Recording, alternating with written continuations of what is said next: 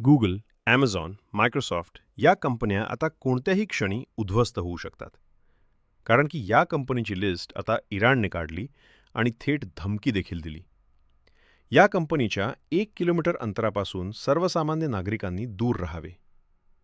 जगातील या सर्वात मोठ्या कंपन्या इराणने टार्गेट का केल्यात याच्या पाठीमागे नेमकं कारण काय?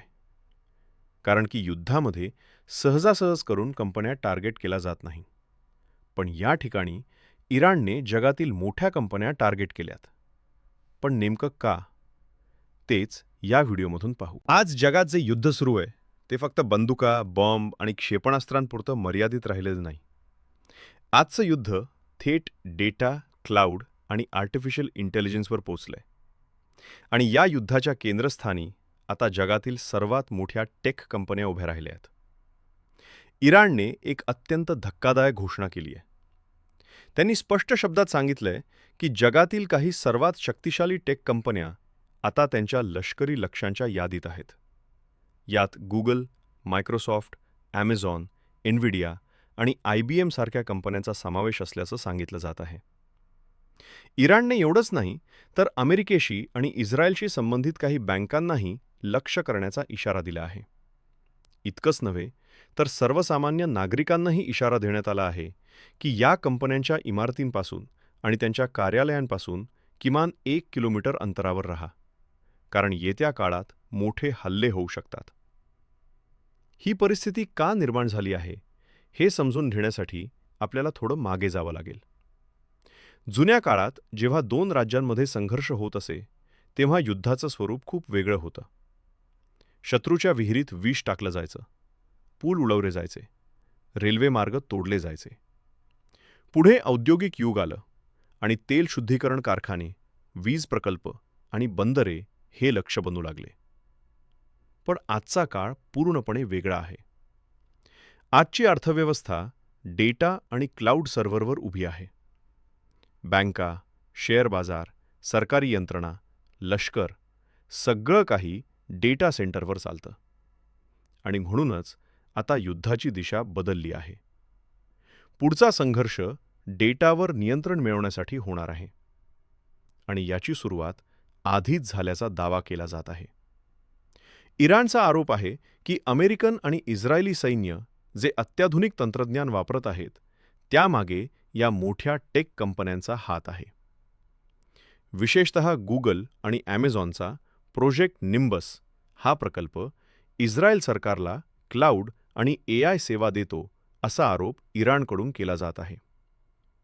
इराणचं म्हणणं आहे की या AI सिस्टीम्सचा वापर करून लक्ष्य निश्चित केलं जातं, ड्रोन नियंत्रित केले जातात आणि क्षेपणास्त्रांचे मार्गदर्शन केलं जातं. एनव्हिडिया सारख्या कंपन्यांच्या चिप्सचा वापर अत्याधुनिक ड्रोन आणि नॅव्हिगेशन सिस्टीममध्ये केला जात असल्याचंही सांगितलं जात आहे. इराणच्या मते जर या तंत्रज्ञानाचा वापर त्यांच्या शहरांवर, सैन्य तळांवर आणि सरकारी संस्थांवर हल्ले करण्यासाठी केला जात असेल तर त्या टेक कंपन्या तटस्थ राहिलेल्या नाहीत. त्या थेट युद्धाचा भाग बनल्या आहेत. याच पार्श्वभूमीवर काही दिवसांपूर्वी एक अत्यंत गंभीर घटना घडल्याचा दावा केला जात आहे. 2 मार्च रोजी मध्यपूर्वेतील एका डेटा सेंटरवर हल्ला झाल्याची माहिती समोर आली. या हल्ल्यामुळे फक्त काही वेबसाईट्स बंद पडल्या नाहीत, तर त्या भागातील banking system, mobile banking apps आणि शेअर बाजारही काही काळासाठी ठप्प झाले. यातून एक गोष्ट स्पष्ट झाली. आजची जागतिक अर्थव्यवस्था काही मोजक्या टेक कंपन्यांच्या सर्व्हरवर उभी आहे. आणि म्हणूनच इराणने आता थेट अमेरिकेच्या हायटेक नाडीलाच दाबण्याचा निर्णय घेतल्याचं सांगितलं जात आहे.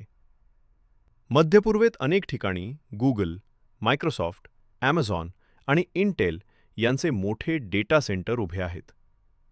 हे डेटा सेंटर केवळ व्यवसायासाठी नाहीत, तर लष्करी आणि AI संशोधनासाठीही वापरले जातात. जर या केंद्रांवर हल्ले झाले तर त्याचा परिणाम फक्त एका देशावर नाही तर संपूर्ण जगावर होऊ शकतो. कल्पना करा, जर एखाद्या मोठ्या हल्ल्यात एनव्हिडियाच्या पुढच्या पिढीच्या चिप्सच्या डिझाईनवर परिणाम झाला किंवा मायक्रोसॉफ्टच्या क्लाउड नेटवर्कमध्ये मोठा व्यत्यय आला तर AI तंत्रज्ञानाच्या प्रगतीला मोठा धक्का बसू शकतो.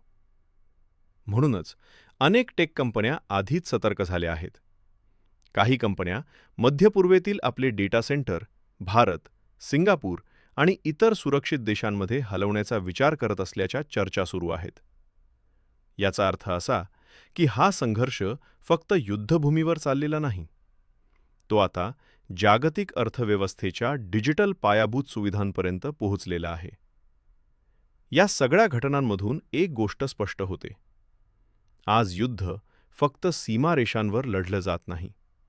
ते आपल्या मोबाईलमध्ये, बँकिंग सिस्टीममध्ये, इंटरनेटवर आणि डेटा सेंटरमध्येही चाललं आहे. एखाद्या देशाकडे प्रचंड सैन्यशक्ती नसेल, अत्याधुनिक विमानं नसतील, तरीही तो तंत्रज्ञान आणि रणनीतीच्या जोरावर जगातील मोठ्या शक्तींना आव्हान देऊ शकतो. आजचा संघर्ष तेल आणि गॅसचा असला तरी त्या पलीकडे जाऊन तो आता तंत्रज्ञानाच्या सार्वभौमत्वाचा संघर्ष बनत चालला आहे. उद्या कदाचित परिस्थिती अशी असेल की काही मोठ्या टेक कंपन्या एका देशाच्या बाजूने उभ्या राहतील आणि काही कंपन्या दुसऱ्या देशाच्या. तेव्हा युद्ध फक्त देशांमध्ये नाही, तर तंत्रज्ञानाच्या साम्राज्यांमध्ये होईल. आज AI आणि क्लाउड सिस्टीम्सवर आधुनिक लष्कर अवलंबून आहे. लक्ष्य ओळखणे, हल्ल्याची योजना आखणे, भूगोलाचा अभ्यास करणे, या सगळ्यात AIचा वापर वाढत चालला आहे. आणि या सगळ्याचा पाया म्हणजे डेटा सेंटर. म्हणूनच आता जग एका नव्या प्रकारच्या युद्धाकडे जात आहे, डेटा वॉर. आणि या युद्धाचा परिणाम फक्त सरकारांवर नाही, तर सामान्य माणसाच्या जीवनावरही होणार आहे. कारण आजच्या डिजिटल जगात जेव्हा सर्व्हर थांबतात, तेव्हा फक्त इंटरनेट बंद होत नाही, तर संपूर्ण अर्थव्यवस्था थांबू शकते.